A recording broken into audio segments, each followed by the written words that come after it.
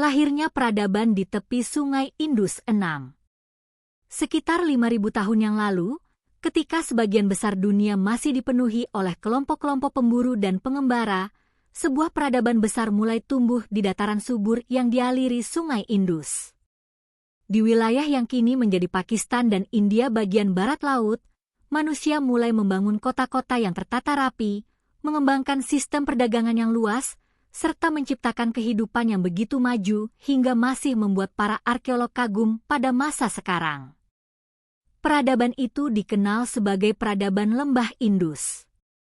Meskipun tidak seterkenal Mesir kuno atau Mesopotamia, peradaban lembah Indus merupakan salah satu peradaban paling awal dalam sejarah umat manusia.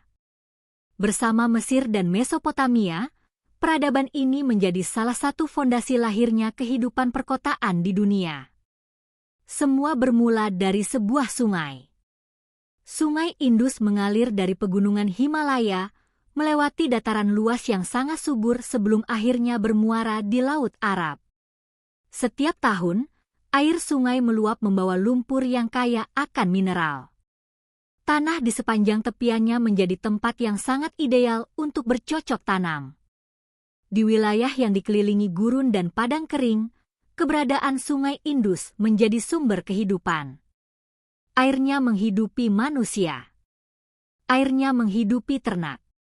Dan airnya memungkinkan pertanian berkembang dalam skala yang jauh lebih besar dibandingkan sebelumnya. Masyarakat mulai menanam gandum, jelai, kacang-kacangan, wijen, dan berbagai tanaman lainnya. Mereka juga termasuk masyarakat pertama di dunia yang membudidayakan kapas. Dari kapas inilah kain-kain berkualitas diproduksi dan diperdagangkan ke berbagai wilayah yang jauh. Hasil panen yang melimpah menciptakan cadangan makanan. Cadangan makanan memungkinkan jumlah penduduk terus bertambah. Desa-desa kecil perlahan berkembang menjadi kota. Sekitar tahun 2600 sebelum Masehi, peradaban lembah Indus memasuki masa kejayaannya. Kota-kota besar mulai bermunculan. Yang paling terkenal adalah Mohenjo-daro dan Harappa. Kedua kota ini memiliki ukuran yang sangat besar untuk ukuran dunia kuno. Bahkan jika dibandingkan dengan banyak kota di Mesir atau Mesopotamia pada masa yang sama, tata kotanya terlihat jauh lebih teratur. Jalan-jalan dibangun lurus dan saling berpotongan membentuk pola seperti kotak-kotak. Rumah-rumah dibangun mengikuti ukuran tertentu. Bangunan menggunakan batu bata yang ukurannya hampir seragam. Keseragaman itu menunjukkan bahwa masyarakat lembah Indus telah memiliki sistem perencanaan yang sangat matang. Hal yang paling mengejutkan para arkeolog adalah sistem sanitasinya. Di banyak rumah ditemukan kamar mandi. Air bekas dialirkan melalui saluran yang terbuat dari batu bata. Saluran-saluran kecil itu kemudian terhubung dengan saluran utama yang berada di bawah jalan. Bahkan beberapa saluran memiliki penutup sehingga dapat dibersihkan secara berkala. Sistem seperti ini sangat jarang ditemukan pada peradaban lain di zaman yang sama. Sementara banyak kota kuno masih membuang limbah begitu saja ke jalanan, masyarakat lembah Indus telah memahami pentingnya kebersihan lingkungan. Hal itu menunjukkan bahwa mereka memiliki pengetahuan teknik yang luar biasa. Rumah-rumah di Mohenjo-daro umumnya terdiri atas 2 lantai. Sebagian memiliki halaman di bagian tengah. Sumur air pribadi ditemukan di banyak rumah. Artinya, masyarakat tidak selalu bergantung pada sumur umum. Mereka sudah mampu menyediakan pasokan air sendiri. Kemajuan seperti ini membuat banyak ahli menyebut peradaban lembah Indus sebagai salah satu kota paling modern pada zamannya. Selain rumah tinggal, terdapat bangunan besar yang hingga kini masih menjadi misteri. Salah satunya adalah Great Bath atau pemandian besar di Mohenjo-daro. Bangunan ini berupa kolam besar yang dilapisi batu bata dan lapisan kedap air. Tangga dibangun di kedua sisinya. Di sekeliling kolam terdapat ruangan-ruangan kecil. belum ada yang mengetahui secara pasti fungsi bangunan tersebut. Sebagian ahli percaya tempat itu digunakan untuk upacara keagamaan. Sebagian lagi berpendapat bahwa tempat itu dipakai untuk ritual penyucian diri. Apapun fungsinya, bangunan itu menunjukkan kemampuan teknik konstruksi yang sangat tinggi. Yang menarik, hingga kini para arkeolog belum menemukan istana kerajaan yang megah seperti di Mesir maupun Mesopotamia. Mereka juga belum menemukan makam raja yang penuh emas atau patung penguasa yang sangat besar. Hal ini memunculkan pertanyaan besar. Siapa sebenarnya yang memimpin peradaban lembah Indus? Apakah mereka memiliki raja? Ataukah masyarakatnya dipimpin oleh kelompok pemuka kota? Jawabannya masih menjadi misteri. Berbeda dengan Mesir yang dipenuhi patung Fir'aun atau Mesopotamia yang meninggalkan banyak prasasti tentang para raja, peradaban lembah Indus justru tampak sangat sederhana. Tidak ada bukti jelas mengenai penguasa yang memamerkan kekuasaan melalui monumen-monumen besar.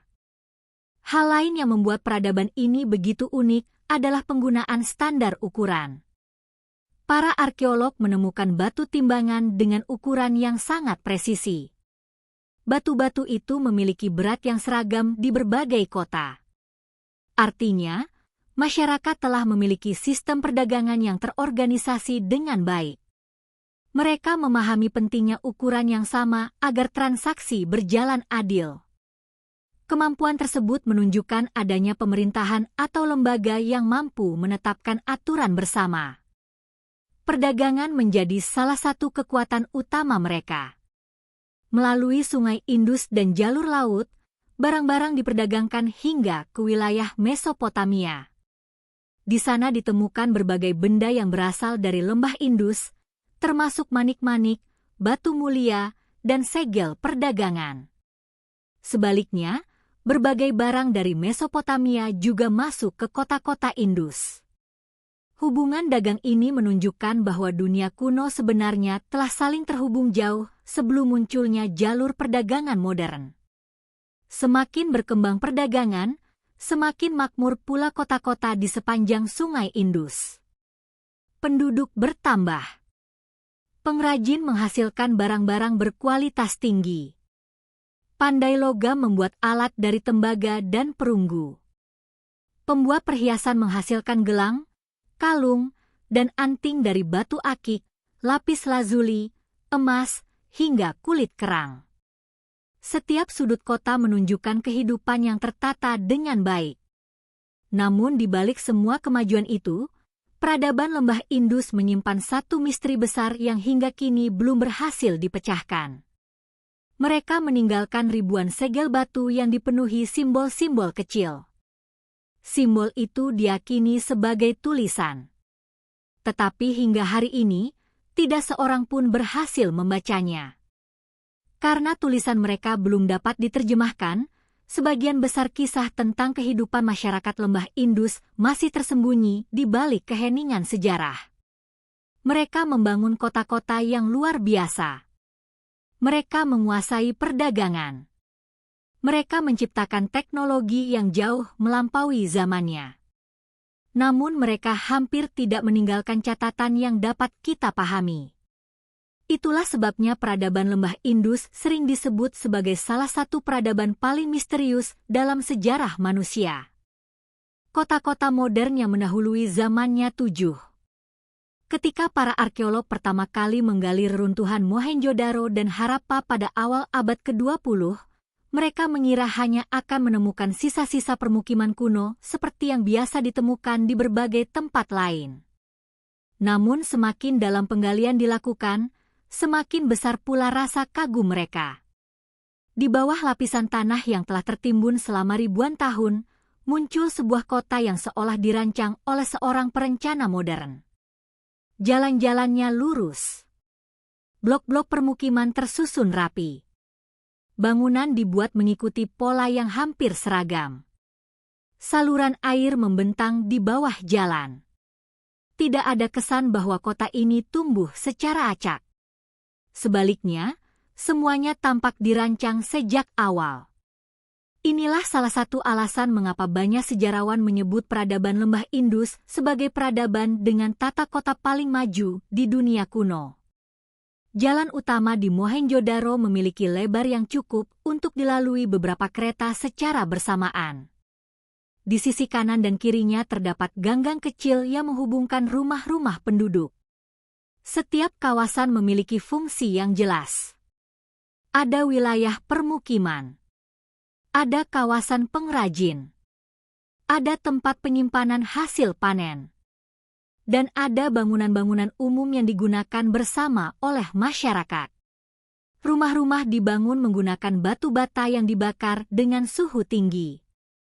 Teknik ini membuat bangunan menjadi lebih kuat dan tahan lama dibandingkan bata yang hanya dikeringkan di bawah sinar matahari.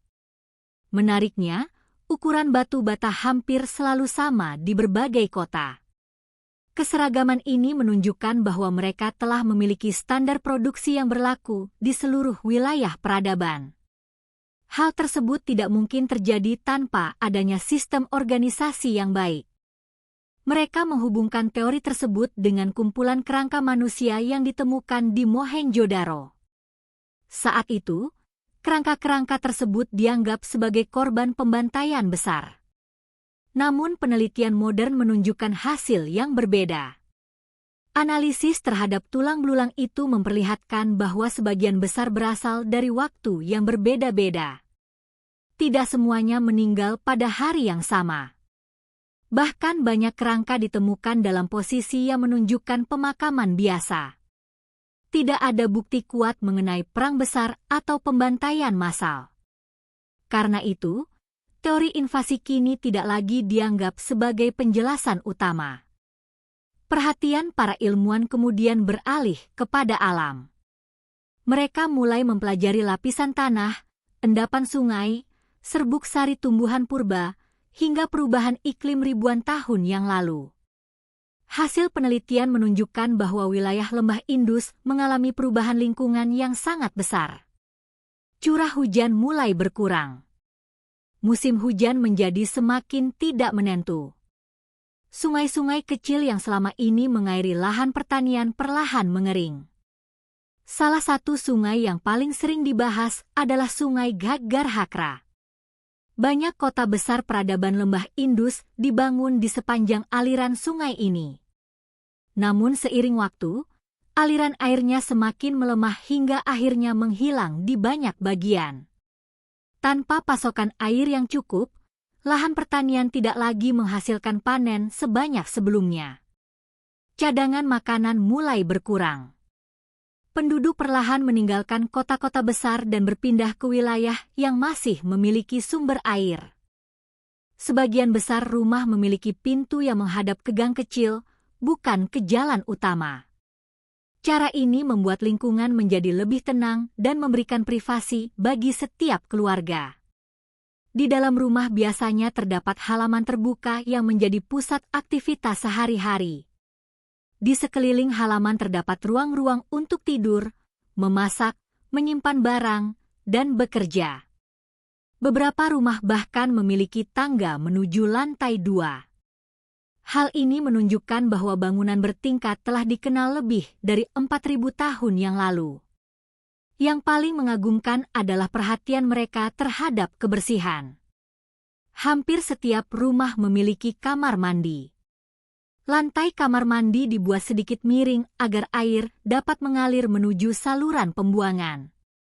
Air limbah kemudian masuk ke saluran bawah tanah yang dibangun menggunakan batu bata. Saluran tersebut memiliki lubang pemeriksaan sehingga dapat dibersihkan jika terjadi penyumbatan. Sistem ini sangat mirip dengan konsep sanitasi modern. Bahkan di banyak kota Eropa pada abad pertengahan, sistem seperti ini belum dimiliki. Karena itulah para arkeolog sering menyebut sanitasi sebagai salah satu pencapaian terbesar peradaban Lembah Indus. Selain kekeringan, perubahan jalur sungai Indus juga diduga ikut mempercepat kemunduran. Sungai besar secara alami dapat mengubah alirannya selama ratusan atau ribuan tahun. Jika sebuah kota yang bergantung pada sungai tiba-tiba kehilangan akses terhadap air, kehidupan di kota tersebut akan sangat terganggu. Pelabuhan menjadi tidak berfungsi. Perdagangan menurun. Ladang-ladang mengering. Sedikit demi sedikit, kota kehilangan penduduknya. Ada pula kemungkinan bahwa banjir besar justru menjadi masalah di beberapa wilayah. Penggalian di Mohenjo-daro menunjukkan adanya beberapa lapisan lumpur yang mengindikasikan kota tersebut pernah berkali-kali diterjang banjir.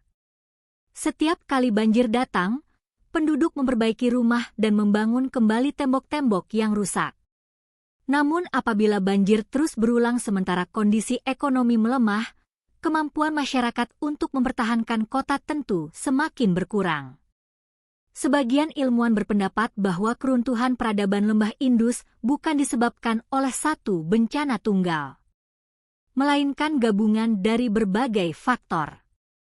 Perubahan iklim, perubahan aliran sungai, banjir, menurunnya hasil pertanian, melemahnya perdagangan, dan perpindahan penduduk. Semua faktor tersebut saling memengaruhi hingga akhirnya membuat kota-kota besar perlahan ditinggalkan. Yang menarik, tidak ada tanda bahwa masyarakat lembah Indus benar-benar lenyap. Mereka kemungkinan hanya berpindah. Sebagian menetap di desa-desa kecil. Sebagian mengikuti aliran sungai yang baru. Sebagian lagi mungkin bergabung dengan kelompok masyarakat lain di wilayah anak benua India. Dengan kata lain, yang runtuh bukan manusianya, melainkan sistem perkotaannya. Warisan mereka tetap hidup dalam berbagai bentuk. Teknik pembuatan kerajinan, cara bertani, pola perdagangan. Bahkan beberapa tradisi budaya diduga terus berkembang di wilayah tersebut selama ribuan tahun berikutnya. Namun masih ada satu misteri yang jauh lebih besar daripada penyebab keruntuhannya, yaitu tulisan mereka. Lebih dari 4.000 segel dan prasasti pendek telah ditemukan oleh para arkeolog. Di atas benda-benda itu terdapat ratusan simbol yang tersusun dalam urutan tertentu. Sebagian hanya terdiri dari 5 atau 6 tanda. Sebagian lainnya sedikit lebih panjang. Semua menunjukkan bahwa masyarakat lembah Indus memiliki sistem tulisan. Air bersih juga tersedia dalam jumlah yang cukup. Ratusan sumur ditemukan di Mohenjo-daro. Sebagian berada di ruang publik. Sebagian lagi berada di dalam rumah-rumah pribadi. Masyarakat dapat memperoleh air dengan mudah tanpa harus berjalan jauh menuju sungai. Ketersediaan air bersih tentu berpengaruh terhadap kesehatan penduduk. Meskipun tidak ada catatan tertulis mengenai kehidupan mereka, tata kota yang ditemukan menunjukkan bahwa masyarakat lembah Indus sangat memperhatikan kualitas hidup. Selain ahli dalam membangun kota, mereka juga merupakan pengrajin yang luar biasa. Di berbagai lokasi penggalian ditemukan bengkel-bengkel kecil tempat pembuatan manik-manik. Bahan yang digunakan sangat beragam. Batu akik, carnelian, lapis lazuli, kerang, tembaga, perunggu, bahkan emas. Manik-manik tersebut dibuat dengan ukuran yang sangat presisi. Lubang kecil di tengahnya dibor menggunakan alat yang sangat halus. Hingga kini para peneliti masih mempelajari bagaimana mereka mampu menghasilkan pekerjaan sehalus itu dengan teknologi yang terbatas. Perhiasan bukan satu-satunya hasil kerajinan mereka. Para pembuat tembikar menghasilkan kendi, mangkuk, dan berbagai wadah dengan bentuk yang indah. Permukaannya dihiasi motif geometris, tumbuhan, dan hewan. Pandai logam membuat pisau, kapak, tombak, cermin, serta berbagai alat pertanian. Sementara para pengrajin kayu membuat perabot rumah tangga dan kereta sederhana, meskipun sebagian besar benda kayu telah lapuk dimakan waktu. Perdagangan menjadi bagian yang tidak terpisahkan dari kehidupan mereka. Di pusat-pusat kota ditemukan banyak segel kecil yang terbuat dari batu steatit. Segel-segel ini biasanya berbentuk persegi. Pada permukaannya terdapat gambar hewan seperti banteng, gajah, badak, harimau, atau makhluk mitologis yang belum diketahui artinya. Di atas gambar tersebut terdapat deretan simbol yang hingga kini belum berhasil diterjemahkan. Segel ini kemungkinan digunakan sebagai tanda kepemilikan barang, identitas pedagang, atau alat administrasi perdagangan. Karena belum mampu membaca tulisannya, para ilmuwan hanya dapat menebak fungsi sebenarnya. Hubungan dagang peradaban lembah Indus ternyata sangat luas. Kapal-kapal kecil berlayar menyusuri sungai Indus hingga mencapai Laut Arab. Dari sana, barang-barang dibawa menuju wilayah Teluk Persia dan Mesopotamia. Di kota-kota Mesopotamia ditemukan segel khas lembah Indus. Sebaliknya, di Mohenjo-daro ditemukan benda-benda yang berasal dari wilayah barat. Temuan-temuan ini membuktikan bahwa perdagangan internasional telah berlangsung lebih dari 4.000 tahun yang lalu. Keberhasilan perdagangan tentu membutuhkan sistem pengukuran yang akurat. Para arkeolog menemukan batu-batu timbangan dengan ukuran yang sangat konsisten. Setiap kota menggunakan standar berat yang sama. Hal ini menunjukkan adanya kesepakatan bersama dalam kegiatan ekonomi. Bagi para pedagang, keseragaman ukuran sangat penting agar transaksi berlangsung dengan adil. Kemampuan menciptakan standar seperti ini menunjukkan tingkat organisasi masyarakat yang sangat tinggi. Namun semakin banyak penggalian dilakukan, semakin besar pula misteri yang muncul. Di mana istana rajanya? Di mana makam para penguasanya? Di mana kuil-kuil besar seperti yang ditemukan di Mesir dan Mesopotamia? Hingga kini, tidak ada jawaban yang benar-benar memuaskan. Sebagian ahli menduga bahwa pemerintahan lembah Indus mungkin tidak berpusat pada satu raja yang berkuasa mutlak. Ada kemungkinan kota-kota tersebut dipimpin oleh dewan pemuka masyarakat, pedagang, atau kelompok elit yang bekerja sama mengatur kehidupan kota. Teori ini masih terus diperdebatkan. Karena tulisan mereka belum berhasil dibaca, hampir semua kesimpulan hanya didasarkan pada bukti arkeologi.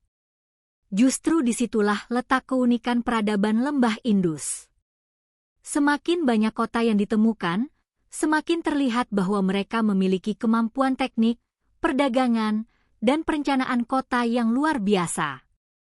Namun semakin banyak pula pertanyaan yang belum memiliki jawaban.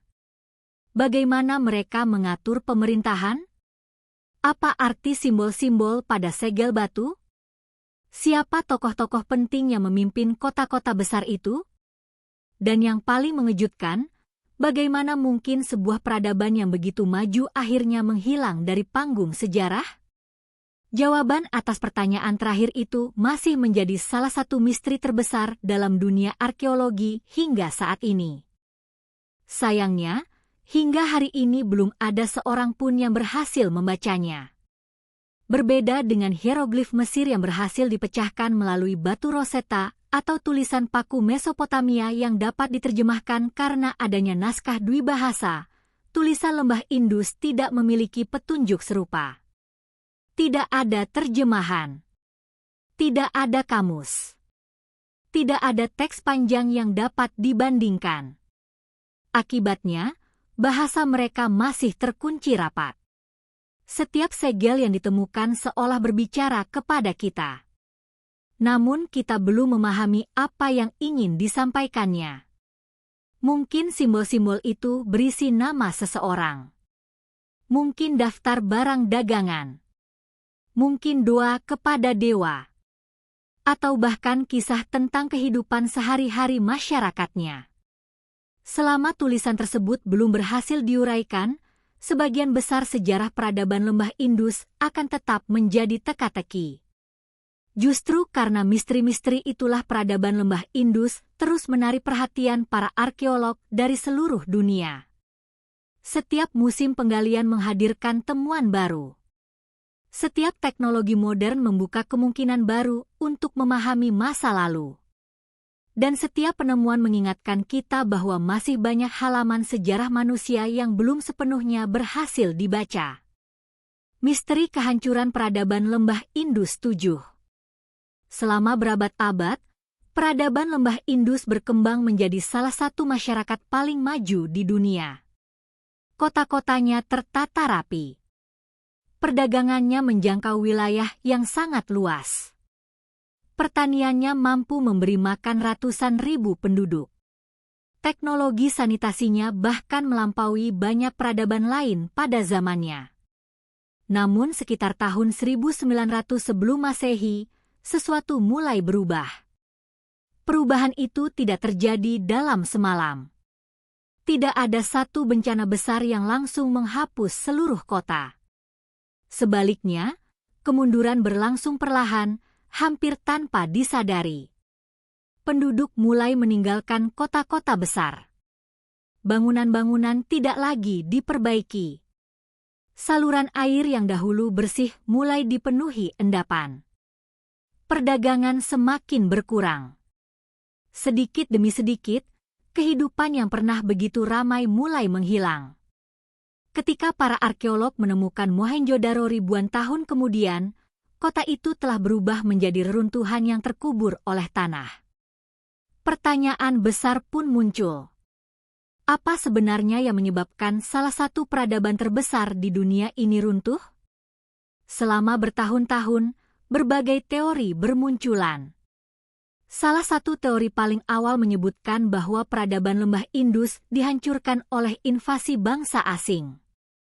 Teori ini sempat populer pada awal abad ke-20. Beberapa peneliti menduga kedatangan bangsa Arya menjadi penyebab runtuhnya kota-kota Indus. Warisan abadi peradaban Lembah Indus 7.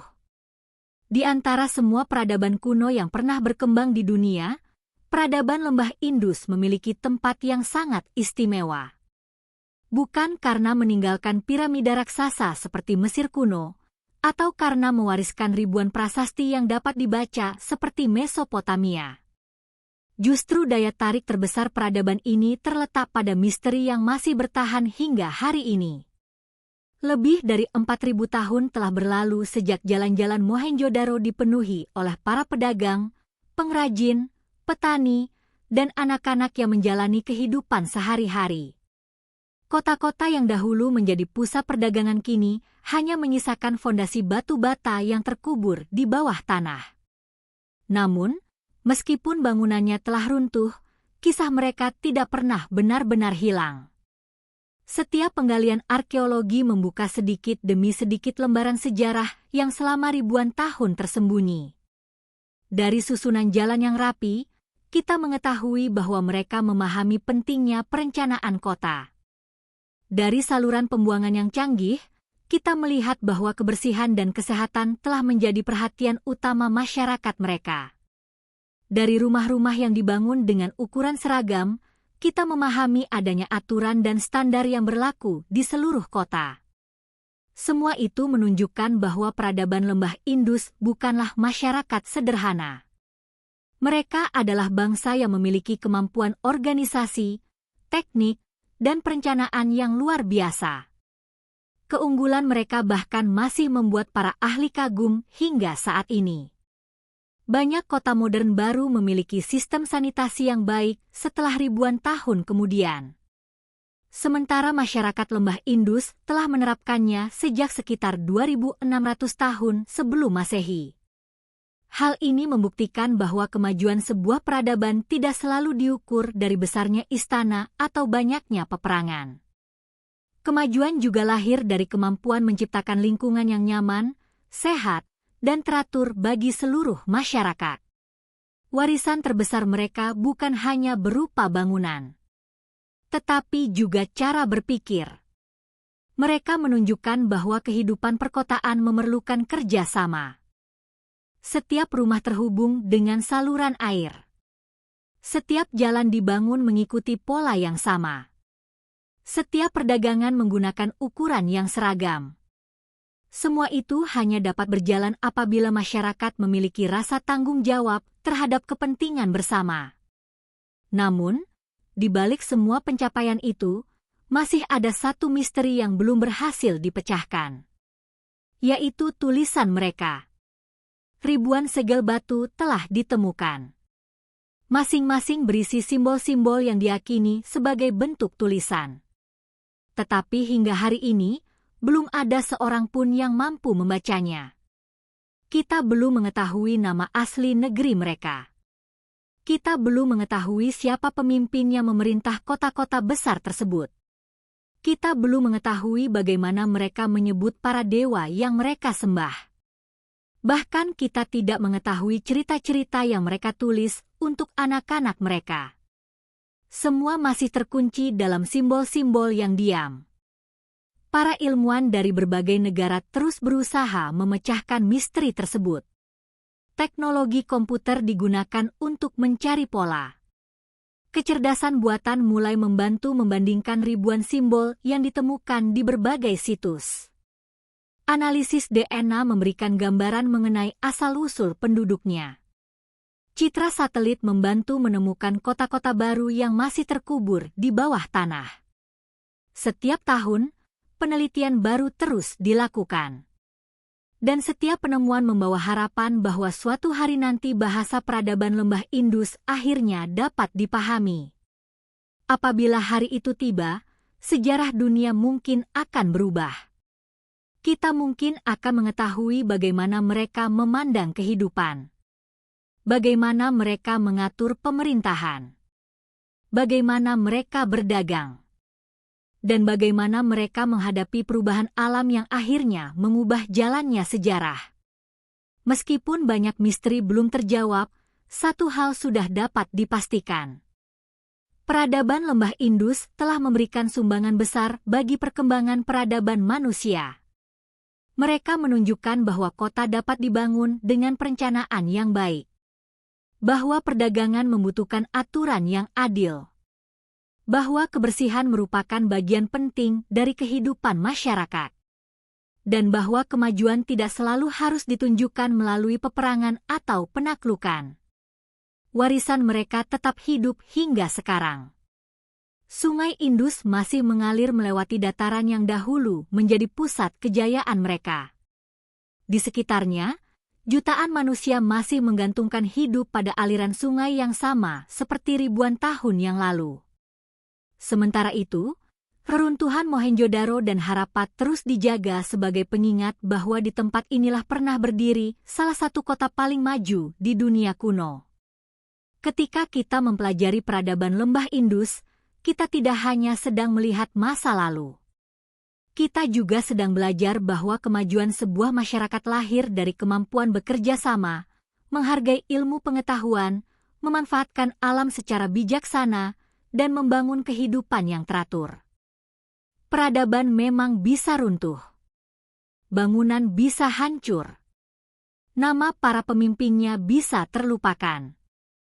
Namun gagasan, pengetahuan, dan warisan yang mereka tinggalkan akan terus hidup selama manusia masih mempelajari sejarah. Itulah sebabnya peradaban lembah Indus tetap dikenang sebagai salah satu tonggak paling penting dalam perjalanan panjang peradaban manusia. Meskipun masih menyimpan begitu banyak misteri, peradaban ini telah membuktikan bahwa ribuan tahun sebelum dunia modern lahir, manusia sudah mampu membangun kota-kota yang tertata, menciptakan teknologi yang mengagumkan, dan membangun masyarakat yang menjadi inspirasi bagi generasi-generasi setelahnya.